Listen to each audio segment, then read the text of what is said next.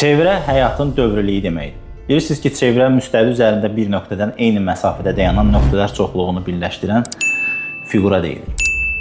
Həmin o nöqtəyə çevrənin mərkəzi deyilir.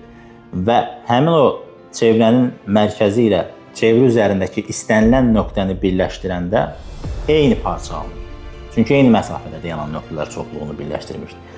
Və o parçaya da radius deyilir. İnsanın da mərkəzi xarakteridir. Xarakteri güclü olan insanın həyatı da stabil olur. Yəni radiuslar bərabər olur. Xarakter və yaxud da ki, daxili aləm zəifdirsə və yaxud da ki, eyni deyilsə, mərkəzdən müxtəlif məsafələrdədirsə, istiqamət dəyişir, çevrə pozulur, dağılır. Onun sabit olması üçün, gözəl olması üçün, davamlı olması üçün mərkəzi nöqtə və onun ətrafındakı nöqtələr arasındakı məsafə eyni olmalıdır.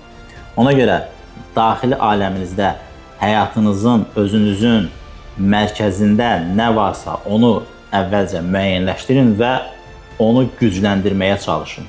Çünki o zəif olsa həyat çevrəniz dağılacaq.